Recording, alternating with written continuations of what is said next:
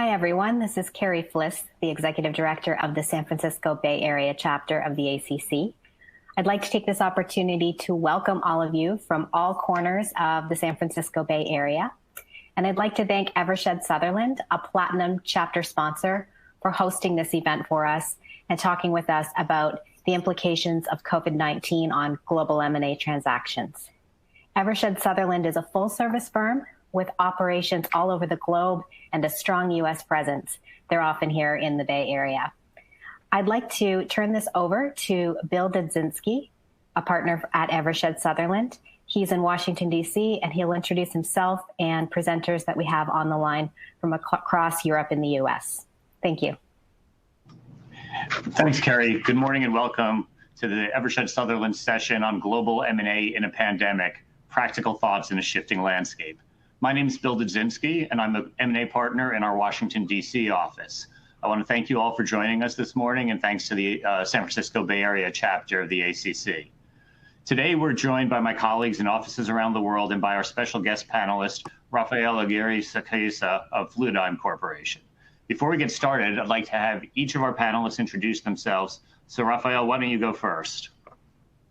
Thanks, Bill. My name is Rafael Aguirre-Sacasa, and I'm Associate General Counsel for Fluidigm Corporation, which is a NASDAQ-listed biotech company.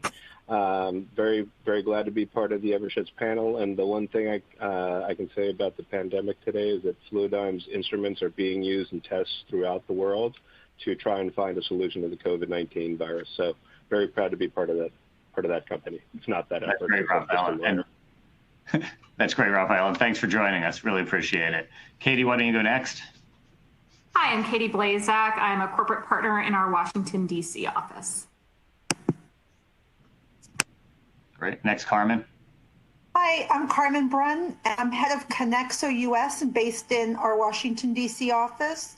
And just very briefly, Connexo is a division of Evershed Sutherland and is our alternative legal and compliance service provider. Jeroen. Hi, everyone. My name is Jeroen Hoekstra. I'm a corporate partner based in Amsterdam, the Netherlands. Great. Eric, you're next.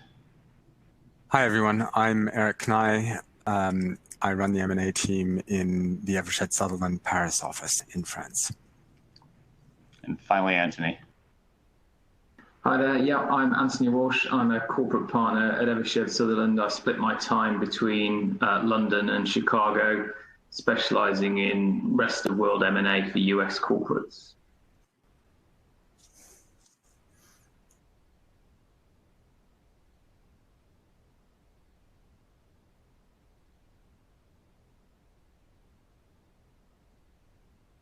Bill, you may need to unmute. We've lost sound. Let's try that again. Thank you. Thanks, Anthony. We're here today to offer some thoughts on the current state of the M&A markets and what we're seeing our clients do and what we're advising them to do in M&A transactions around the world. A number of us have been actively involved working on transactions in China and Italy in the last couple of months. So we've been dealing with a bunch of these issues actually since the beginning of the year and have some great firsthand experience. Others of us have some experience on doing M&A deals during times of other crises. There are a few of us who've been here as long as the stock market meltdown in the late 1980s, the internet bubble burst in the early 90s, the bond market meltdown in Europe in the 1990s. So we can give you some good insights there. We've looked at these events in the context of what constitutes a force majeure, where there have been material adverse effects or material adverse changes, similar conditions going back a fairly long time. We'd like to keep the session as interactive as possible, and I think there should be a chat function in the bottom of your screens where you can submit questions in real time. So if you'd like to do that at any point, we'll try to get to all of those questions as we move through our presentation today. There's also an audio function, and you can ask your questions verbally if you'd prefer that. Just wanted to set the stage for this afternoon's conversation, this morning's conversation. Sorry, it's the afternoon on the East Coast. Our agenda today is really to look at some of the lessons we've learned from previous crises, look at the impact on valuations and negotiations, how people are approaching due diligence, the allocation of risk and purchase agreements, as well as some of the post-closing integration challenges we're seeing our clients struggle with. We're going to bring our personal deal experience to you this morning, beginning since the beginning of the year when the coronavirus outbreak was first entering the public consciousness. And just on a personal note, I was in China for a significant amount of time in January working on a deal right as the outbreak was starting to be a concern. And I closed a deal in northern Italy at the end of February where it was an issue that we had to address directly. To give you a sense of the breadth of our firm's experience, we typically close about 500 deals a year around the world. And so clearly we are in the midst of dealing with these issues across the firm for a large number of clients right now. We know some of you have deals that have already signed that you're waiting to close. If you're a buyer, you're probably wondering if you still want to go forward with the deal, what your rights look like and what will happen once you close. If you're a seller, you probably want to make sure the deal that you thought you signed on to goes through on the terms you negotiated, and how to get from where we are today to closing with a minimum amount of brain and other damage. Others of you may be in the process of negotiating a deal and you're wondering how do you get the deal done, especially how you bridge the gap between the buyer and seller over some of the tricky risk allocation issues we're all thinking about. The last point I want to make is that the WHO only determined that the coronavirus outbreak is a pandemic on Wednesday, March 11th. So it's a relatively new, relatively short amount of time that we've actually been thinking of these issues in sort of a hyper challenging mode. And I think, Jerome, you had an interesting statistic on the spread of the virus, and that might give us some insight as to what we see going forward. That's right, Bill. It's picking up pace. It took about 60 days for the first 100,000 cases to emerge, and then only 11 days for the second tranche of 100,000, and 4 days to get to 300,000 cases. So it's picking up speed. Great. Thanks, Jerome. I think we're all becoming more and more aware of that as each day passes. I thought I'd start by letting Anthony say a few words about what we're seeing in the deal market in Greater China. And then, Jerome, you could talk a little bit about what you're seeing in northern Italy and how that's impacted deals in those markets in the last couple of months. I think that's probably then a good way to start going forward and talking about what we're seeing elsewhere and what we're telling our clients to do now. Anthony, maybe you could give us a few words on what's going on in China. Yeah, I'm certainly happy to start with that. And I guess I should explain that I have got a fairly decent dotted line into our offices in Hong Kong, Shanghai and Beijing, and work regularly with those teams. So, I think we all know from the news that they are 6 weeks, 2 months ahead of us in terms of dealing with the pandemic and therefore everything that flows from that in terms of the deal market. And certainly the Greater China experience is that deal activity has materially contracted, and that was immediate and significant. It probably goes without saying, but that's not necessarily because of the virus per se, more the response measures, particularly around travel restrictions, quarantine and business lockdowns. Clearly that is what's had the material business impact. The most affected, or the most immediately affected businesses are those you would expect. So anything in kind of travel, hospitality, and those adjacencies. I guess the big difference with China specifically is that a lot of the businesses there are part of global supply chains, with China being a material onshore manufacturing hub. And so those whole supply chains have been materially affected, and therefore kind of so is deal activity in China relating to those businesses. And certainly we had a big sale process suspended indefinitely because the main factory was in Hubei province, and just how does that work? When can that deal come back on? I guess looking at kind of existing deals that have been signed or those that have been in a relatively advanced negotiation phase, those deals seem to largely still be going through, albeit with some timetable extension and delay, and possibly conversations around price, and that's something we'll address later. Certainly earlier stage projects, they were suspended almost indefinitely and right at the beginning. And new activity stopped immediately after Chinese New Year, actually. And that was probably a function of obviously what's happening, but also the fact that all of the deal doers, the deal makers in that jurisdiction were essentially kind of left outside country, because a lot of people obviously go away for Chinese New Year. I think that will particularly hurt Asian M&A for the whole year, because that is the real kind of purple patch in China, that kind of Chinese New Year period. So the fact that they've missed that phase will probably have quite a big impact for the entire year. I guess just to wrap up on the China piece specifically, because they are 6 or so weeks ahead, we are starting to see some early signs of activity re-emerging in China as people adapt to new ways of working and businesses start to reopen. Clearly, that's only been a couple of weeks, but it is starting to be noticed. Colleagues over there are beginning to get deals away, particularly fundraisings and things like that. And if you then do compare that and contrast that with the rest of the world, then clearly we're all just going into lockdown now. So I think, Bill, that's probably my postcard from Asia. That's helpful, Anthony. Thanks very much. And I would just add to that, based on a couple of transactions I'm working on right now where we have mainland Chinese buyers. Those are for manufacturing facilities outside of China, but they're actually returning to work now. Actually, the business development professional that was running the deal had gotten stuck outside of China for almost 3 months because he had been outside China when some of the travel restrictions were imposed, and was basically working remotely away from his family, and just recently was able to return home to Beijing. Jerome, why don't you give us some thoughts on what you're seeing in Northern Italy and how the situation there has been impacting transactions, and any spillover you've seen that have to the rest of continental Europe. And Eric, if you've got any thoughts to add, you feel free to, please. Well, as far as Italy is concerned, I think China is ahead of the rest of the world in terms of corona impact. Italy is probably 2 weeks ahead of the rest of Europe, and Italy is in a bad shape. Yesterday, I was reporting that we had about 60,000 cases and 6,000 deaths. Today, the number is 70,000 cases and 7,000 deaths. So it's an increase of 1,000 deaths a day, which is really concerning. Business-wise, to put this in historic perspective, private equity and venture capital investments fell in 2019 in Italy to 7 billion euros against a figure of 10 in 2018. And divestments were also down by 19%. So the Italian economy was already sort of on a downturn. As for this year, in the light of the health emergency triggered by the coronavirus, a fall in Italian GDP of around 5% is expected.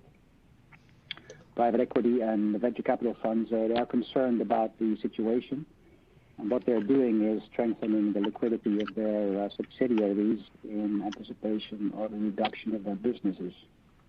So there are quite a lot of turnaround funds operating in Italy at this moment, and this will prove to be a handicap in the next 2 years, 2021 and 2022, when many Italian companies will have to be relaunched due to the post-coronavirus economic crisis.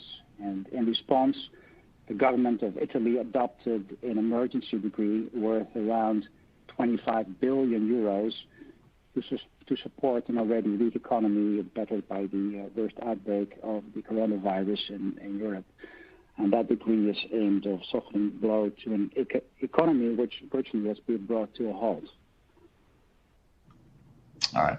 Thanks, Jerome. That's great insight. And I guess with that as background, I thought it makes sense at this point to just talk about some of the lessons we have from other crises that have, sort of preceded this one. We can go back relatively far, but I think there are some things that are from the last 10 years or so that are probably lessons worth focusing on. I think, first and foremost, we've always seen in these kinds of situations, there's at least initially a reduction in M&A activity. Katie, I don't know if you wanted to maybe add a couple of comments on things you're seeing from your clients and what your clients are talking about in terms of where they think M&A activity is going to go, but it might be helpful to chime in here. Yeah, from the U.S. perspective, I think undoubtedly we're going to see a reduction in M&A activity, at least in the short run. I think we're already starting to hear lots of discussions around valuations. That's probably not all that surprising given how high valuations have been for companies leading right up to this. I think people are still trying to wrap their arms around exactly what's happening. So as Anthony rightly said, if you're talking about early in the process transactions, I think a lot of people are taking a breath, hitting pause, and the next couple of months will probably have a big impact on what we see going forward this year. All right. Anthony, did you want to maybe add something about both valuation and how it potentially creates some opportunities?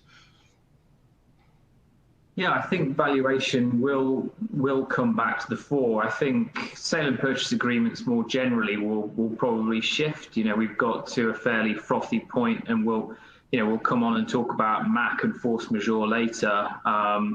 Provisions like that are going to be poured over in the coming years in much more than they have been probably in the prior years. Certainly in Europe, we've got used to some fairly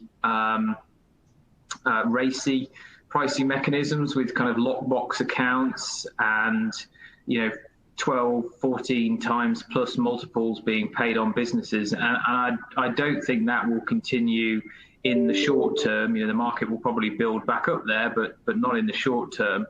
What I anticipate happening is possibly a move back in Europe to more of a US standard of kind of completion accounts on deals. And I wouldn't also then be surprised to see deals moving back to potentially to take on some kind of earn-out type mechanism. I think certainly in the short to medium term, buyers are going to be reluctant to take all of the downside risk on some of these transactions. And I think sellers are going to need to reflect that. I think the markets will come back quite quickly because vendors will be, your mom and pop type business will be worried about having all of their proverbial eggs in one basket, and your more medium-sized businesses will have weathered the storm probably less well. Bigger organizations may well look at disposals to kind of shore up balance sheets. So I certainly think M&A will come back kind of quite quickly for all of those macro reasons, but I don't think we'll see a return to the height of the market that we've seen over the last number of years. Okay, thank you. And Eric, do you have some thoughts on just sort of in continental Europe where there might be opportunities as a result of all this, as opposed to just focusing on the suspension of M&A activity or a decrease in M&A activity? Yeah, absolutely. I mean, I don't think quite clearly, leisure and travel industries are going to be hard hit, but you have healthcare and other industries that are doing relatively well. In particular, actually, food, which is the agro-industrial markets in France, are doing well, and so that combined with a generally lowering stock price for companies is going to create some opportunities. Now, I'm unfortunately old enough to remember the impact of the 2008 crisis, and we had some cash-rich, industrial companies that were well positioned to take advantage of lowering valuations in a market where their competitors became vulnerable, and so I think M&A and private equity in France is going to take a serious knock on the chin for the next at least 6 months, but there will be restructuring work and there will be some strategic M&A work that still survives and will come out the back of it as soon as we can see when the beginning of the end of it is, I think. So the beginning of the end is always the place we want to get to. Absolutely. Yeah, exactly. Well, and you've raised one point, which I think is worth focusing on, which is sort of the availability of financing and how that impacts what buyers are out there in the marketplace. And maybe Katie and Anthony, you could speak a little bit about that. Katie, if you want to go first. Yeah, I mean, I think at least at this point, I think we've heard a lot of people say this is a liquidity crisis, not a credit crisis, and there's credit out there in the market. With that said, the question is, are buyers in a place where they are in a position to draw on available financing, and are they willing, given the uncertainty of the market, to actually spend their money that they do have on transactions? And so there's that piece of it. And then I think there's also the question of, M&A purchase agreements themselves, do we start seeing a return to financing contingencies, which made you a pretty unattractive buyer in recent history? But if we're in a beggars can't be choosers sort of market, is that something we start seeing? All right. Thank you. And Anthony, anything to add on the financing, the availability of financing, and how that might impact what we see going forward? Yeah, I certainly think businesses are drawing down on committed facilities. So again, we're all dealing with fairly recent history here, but over the last kind of 10 days or so, a significant number of my clients have come forward, and I'm now working with them on drawdown requests for facilities in which they already had existing headroom. I think it'd be interesting to see how the banks react in terms of new facilities, but I think anybody with committed facilities and headroom to draw down, those clients seem to be drawing down. I think what we'll see is two things. I think businesses will kind of effectively, for want of a better phrase, sit on that cash for a short period of time. But those businesses are talking already about wanting to make sure they've got some firepower at the right time. I won't mention the company by name, but I was watching a CEO yesterday of one of the big oil companies saying exactly the same thing about his business, which is, they see M&A activity coming quite quickly because they're listed, so they can access capital. They will protect themselves in the very short term, but it's a very, very difficult time for that industry, and big companies with strong balance sheets will look to do M&A activity as quickly as possible to frankly take advantage of the situation. So yeah, I do think that will be a phenomena of the coming weeks. The interesting thing for me will be the reaction of the banks. So I'm working with a particular client at the moment, which is in the travel industry in the broadest sense, and they've got committed facilities with a bank. I'll be really interested to see how the bank reacts to that when that drawdown request actually goes in. So, we're all kind of learning on the job here, but I do think there are some particularly vulnerable sectors. Bill? Thanks, Anthony. I wanted to just interrupt and make one point. CLE credit is available for this presentation, and at the end of the presentation, we'll be giving you the password that you need in order to submit the appropriate forms and actually get the credit. So stay tuned for that. With that, I think what we can really move to next, I think that was a pretty good overview of where the lessons learned about the market in previous crises. I think now we can kind of focus a little bit more on specifics for particular deals that are lessons that have come from previous crises. I think Anthony and Katie spoke a little bit about what the purchase price provisions and what those might look like.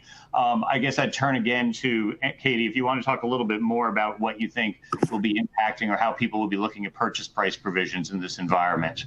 And this, again, would be on a go-forward basis for deals they're just considering doing now. Yeah, so I think there are a couple of things to think about. One, from a very preliminary aspect, there's the valuation itself in ways that it's going to be different than it was in the past, where it's going to be really important to have your accountants and your bankers really digging in on financial due diligence, and it will be somewhat challenging given the rapidly changing situation. In terms of purchase price itself and the mechanism in your purchase agreements, Anthony, I think, already mentioned we may see a return to earnouts. So you may see that it's how you're going to be paying a portion of the purchase price. The other thing that we're going to be really looking at and have to think about on a going forward basis is how are working capital adjustments going to work? Net working capital is something that you based looking at historical performance of the company.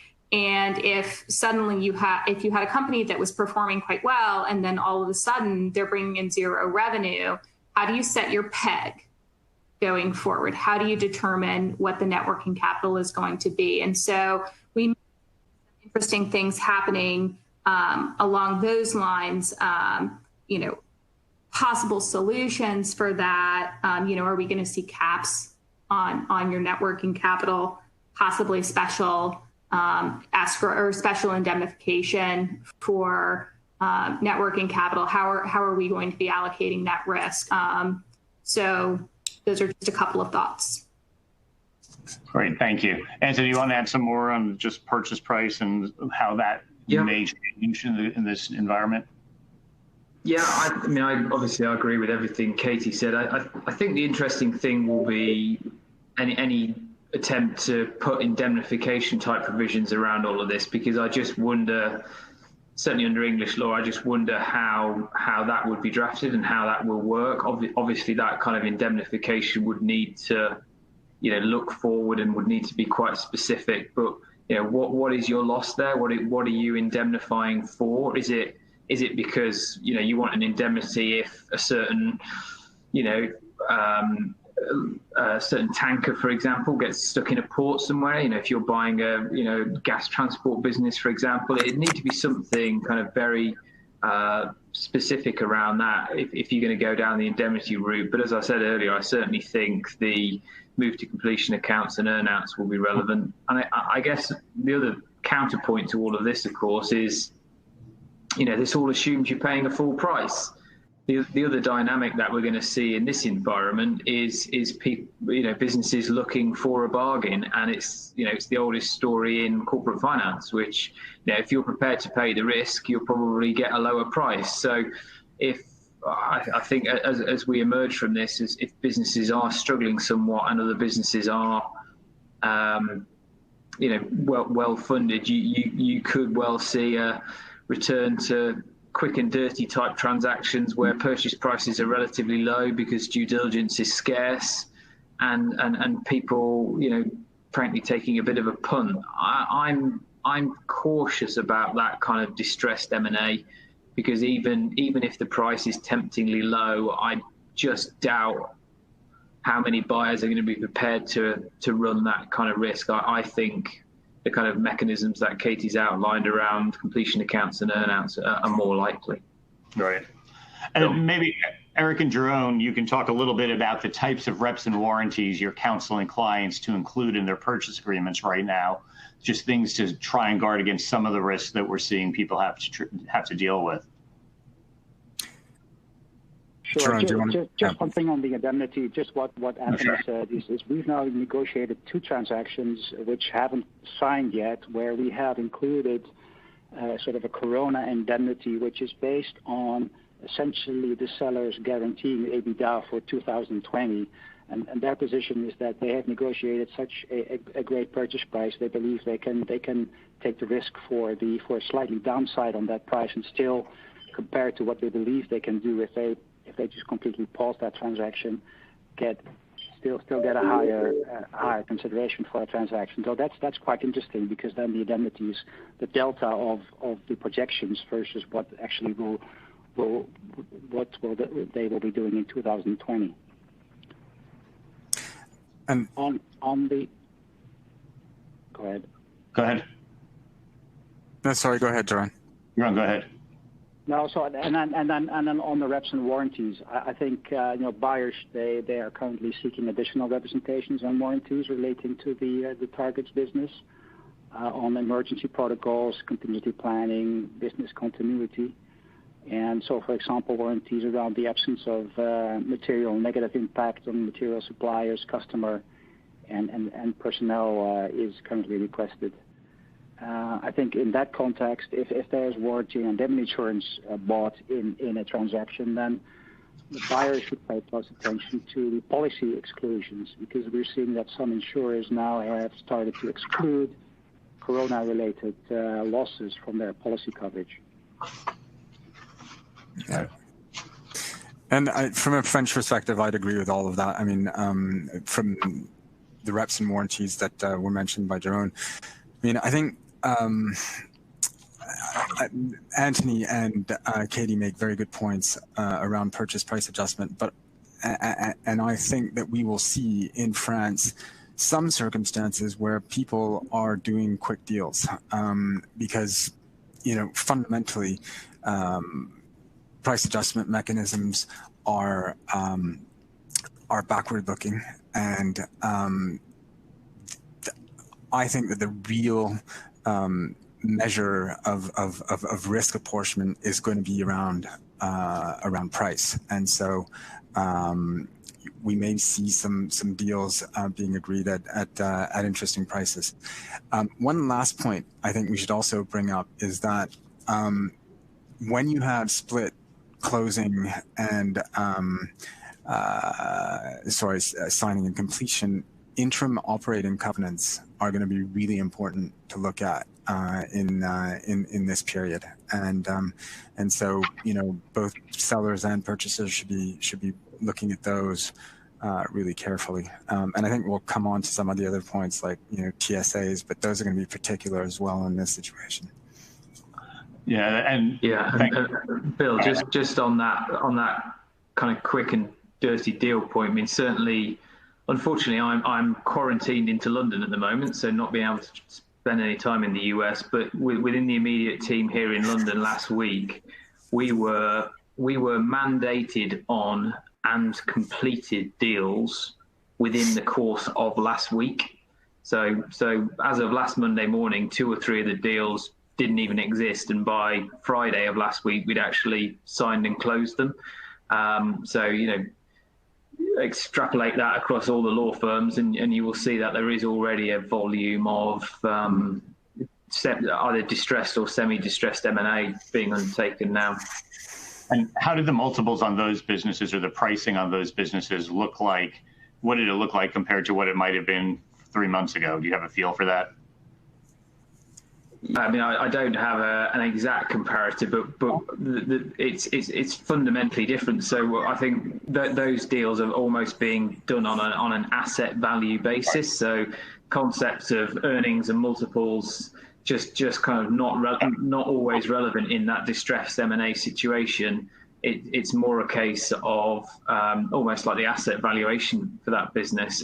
And I think just anecdotally as well, what I saw in the 2008 crisis was bigger companies putting funding into smaller businesses on the understanding that an M&A transaction would then follow. And sometimes that was done really formally with like a convertible debt instrument. And sometimes that was done really informally on the basis of effectively a kind of handshake between CEOs. But I do think we'll see a return to that with big, strong, balance sheet businesses giving support to smaller businesses in their industry, and then completing M&A transactions almost off the back of that financial support. Yeah, one of the things I would add is certainly the lessons from the 2008 financial crisis.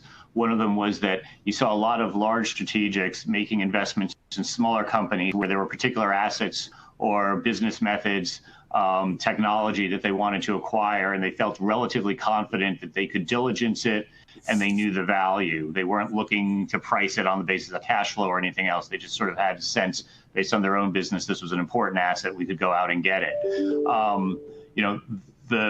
The sort of corollary of that was that those transactions were dependent on being able to do due diligence and really understand what it was they were buying. And we're going to come to that in a moment and talk a little bit about how due diligence has been impacted by this and what we see happening there, because I do think that may in fact impact how these deals will be getting done now on a go-forward basis. A different situation for people like PE investors who, first of all, need to find some financing, some debt to go along with their investments by and large for the most part. And they are in a situation where oftentimes they are having to learn a lot more about the business and maybe come to the whole process with a different time horizon, as well as obviously expectations in terms of what their exit multiples will look like.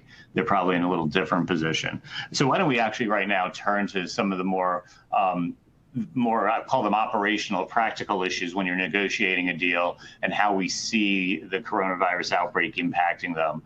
I guess the first one really, let's focus a little bit on due diligence and what we see happening with diligence and how that's going to work right now for people who are trying to do deals. And then I think also importantly, for people who've already signed up deals, what's their confidence level in the quality of their diligence and where, their comfort level with what they understand about the business they've committed to buy. And do we see people, I don't want to call it quite buyer's remorse, but maybe going back and trying to double check some of the work they've already done to make sure that they really did catch everything that's relevant, especially in this new environment. I don't know, Katie, why don't you go first and take that? And then maybe Carmen, you can give a practical overview of what you're seeing from your clients. Thanks, Bill. Yeah, so there are two pieces to the diligence part of this. There are the logistical challenges of trying to do diligence right now. I think everybody thinks we're living in a world where everybody is working at home and everything can be done from home. But the reality of it is, oh wait, it's actually a lot harder to set up a data site if I'm a seller and I don't have anybody to photocopy some of those things that never made it into the system in the first instance, or unfortunately they were on a desktop that's in my office. And so actually setting that up is a lot harder. And so you've got the legal due diligence side of that, the we'll call it the paper, the digital side of the data site. And then you have the management presentations, the getting to know you sort of meetings between buyers and sellers that just aren't happening. And so do buyers have the confidence in management, in what they're buying? And it's a challenge. And then kind of quickly flipping to the other side, it's okay, if I'm management, what am I preparing to answer? What sorts of questions am I going to be answering in light of COVID-19 that maybe I wasn't going to have to think about before? Business interruption. Do I have force majeure outs under my contracts? Do I have a lot of termination for convenience under my contracts? What's happening to my employees in light of all of this?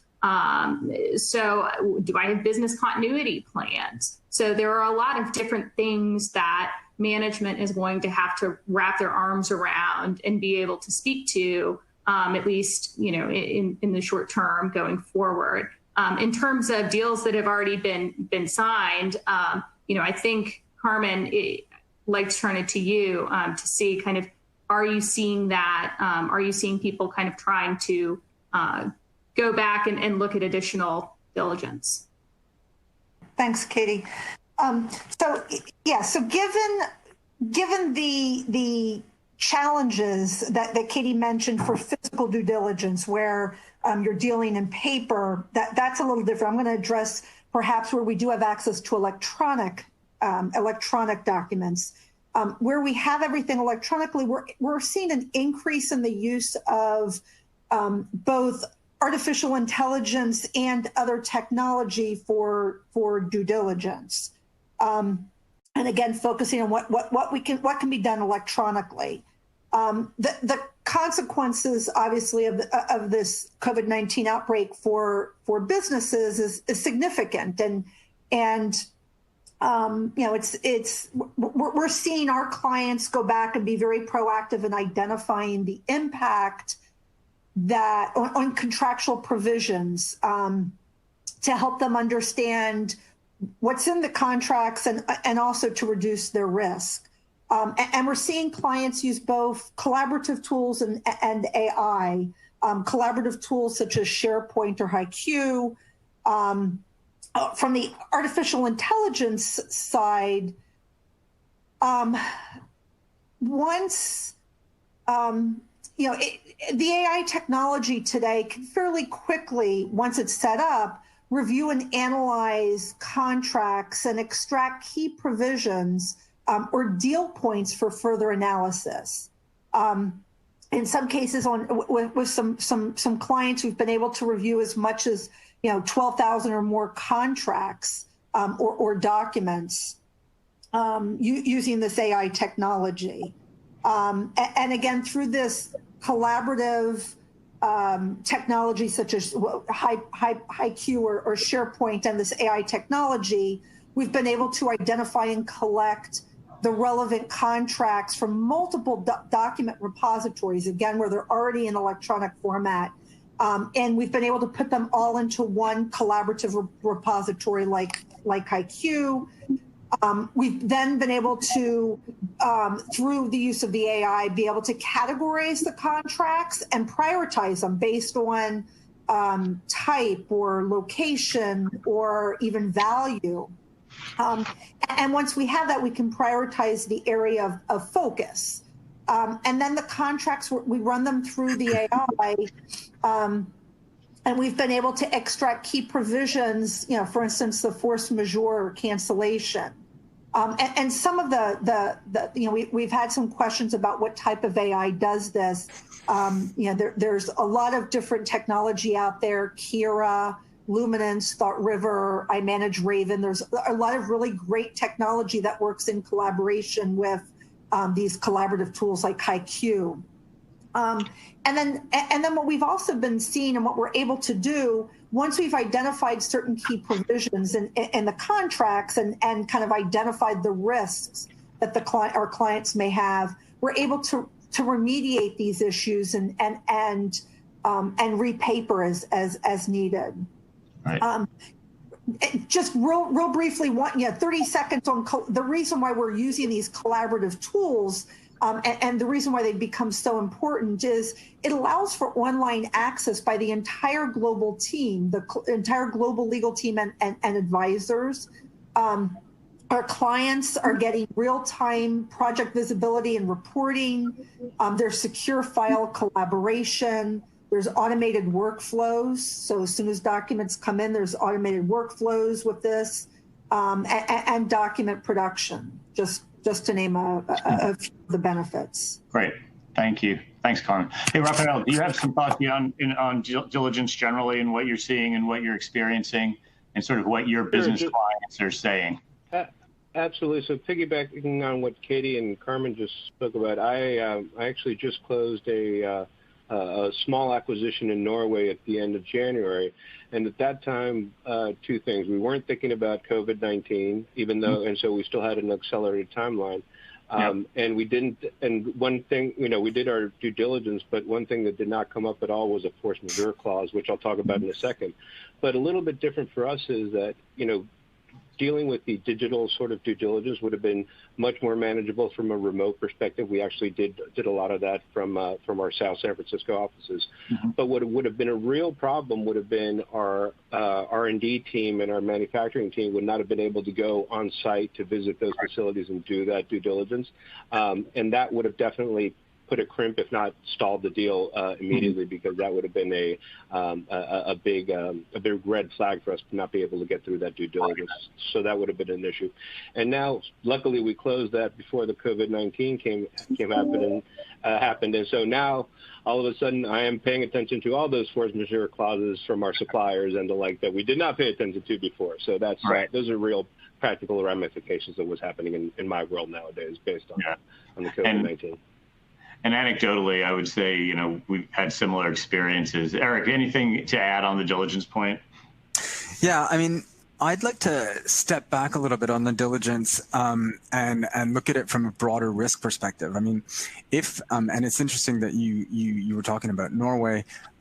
If you were investing into France right now, you would want to have a look at the specific legislation that is being passed through by kind of emergency decree or ordinance to support businesses and employees, because it's going to change your risk profile. So in France, for instance, Jerome was just talking about in Italy a 25 billion euro package. The government here acted very quickly on confinement and immediately set out a 300 billion euro business support package, which comes mainly in the form, this links with financing as well, which is there largely to guarantee loans to businesses and, financing acquisitions and transactions. And so there's more security than one may think in these circumstances. Other example is employees in France who have been made redundant. Their what we call partial unemployment is going to be covered 100% by the state until the end. So if you're looking at employee risks due to COVID, you might find that some of the emergency measures that some of the states that you're investing in are going to partially or wholly cover that risk. So it's important to step back and look at risk generally when you're looking at diligence. Thanks, Eric. Okay, so I think maybe the last question I wanted to ask the group about is what they're seeing board of directors talk about in terms of approving transactions. Katie, I know we had a conversation about this a couple days ago, so maybe you could chime in, and then Anthony and Jerome and Eric, if you've got some thoughts there as well. Yeah, I think just at a high level, the question becomes how do I fulfill my duties? How do I stay informed as a board member? And if I'm specifically talking about an M&A transaction, how do I approve that right now? How do I look at that transaction? Is reading, CNN or BBC enough, or do I need to bring in specific medical and science professionals to talk me through what's really happening here? And so I think it really just goes to the challenges of how do you move forward at all right now, and good luck finding those professionals to help you make some of those decisions. It's a very good point. That's probably one of the hardest things is finding the advisors to help you along with some of the science. Eric, any thoughts? And Anthony? Yeah, a few. First of all, I think from a corporate governance perspective, you'd probably want to look at whether the target business is set up in a way which allows its different corporate bodies to, management board, supervisory board, shareholders meeting to be fully functional despite the corona-related restrictions. So that's more of a practical point. But one of the big risk issues, I think, is going to be around assessing whether or not management acted in accordance with its statutory duties when it was taking crisis-related decisions, right? How quickly did it react?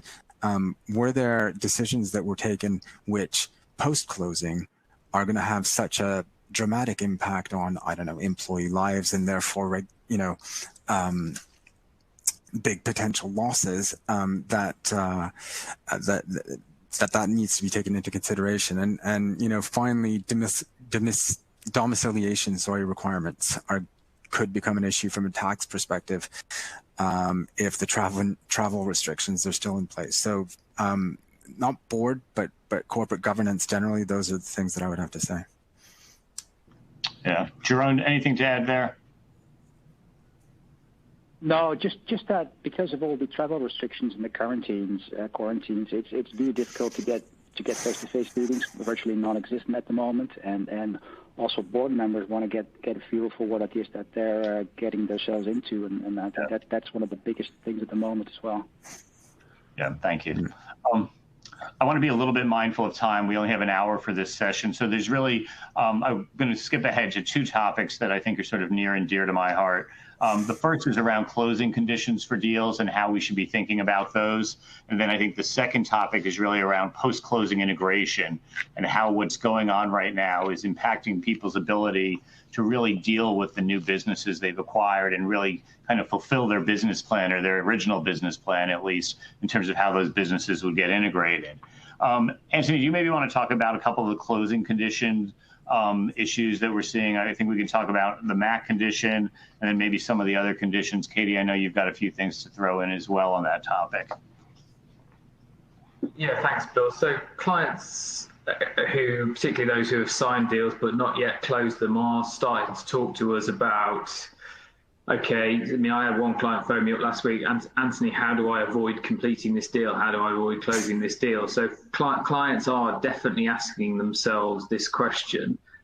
I think if you look at the way M&A has gone over the last 10 years, it's become more and more of a seller's market.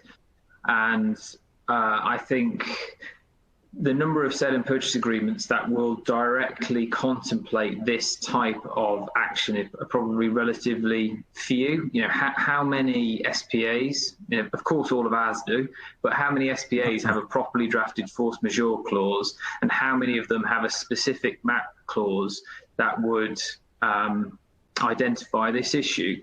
I think with the processes that I've started to look at in the last 10 days, 2 weeks, I think by the time you add together, even if it's a fairly general MAC clause, if you add that together with repetition of warranties and what's probably happened to the business during the gap and any kind of gap covenants, I think, Bill, where I've kind of got to on this is for your average client, if there is such a thing, that there ought to be enough in the sale and purchase agreement whereby if you throw some mud, enough of it will stick.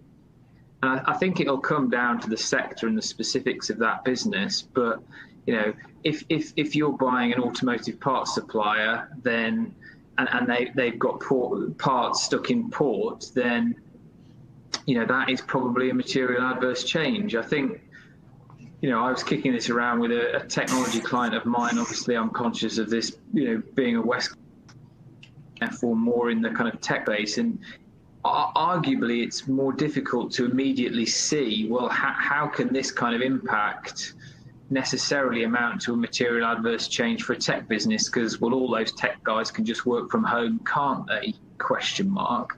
And that is true. And I think, you know, the bar is high in the US and the bar is high in the UK too.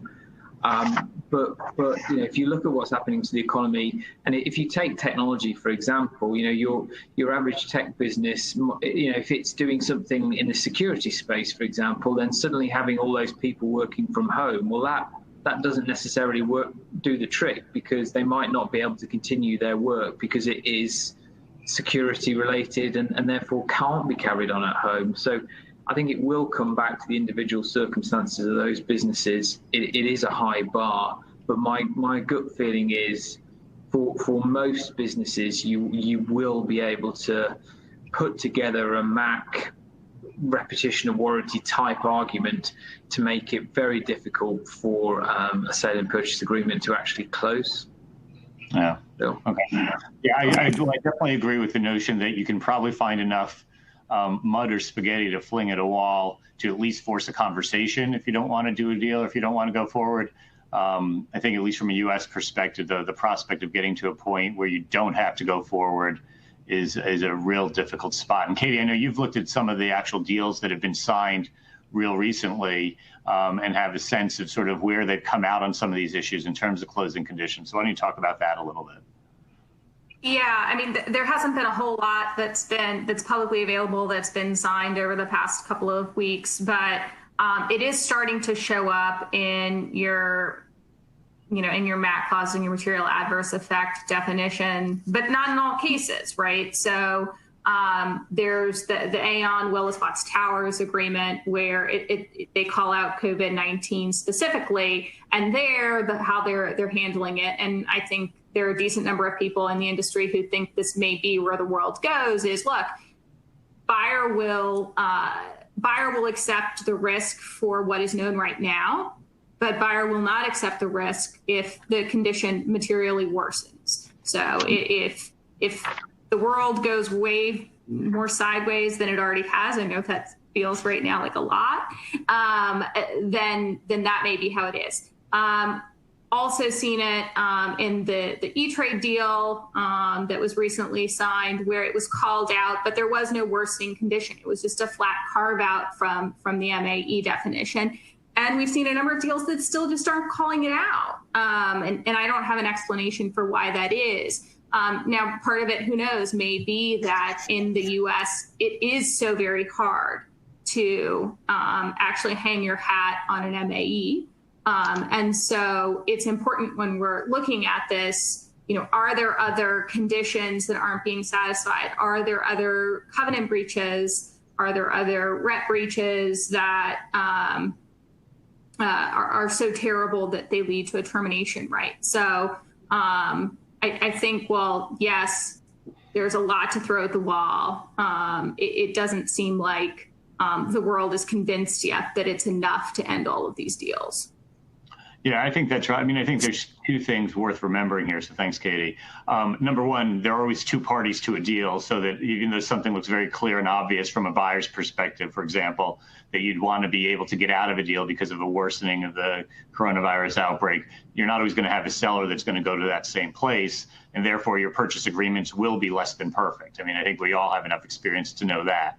I think we also all have enough experience to know that we've signed up deals, and the situations that come up after signing that make us want to rethink certain things that we've already done are not always things that are easy to fit into a box.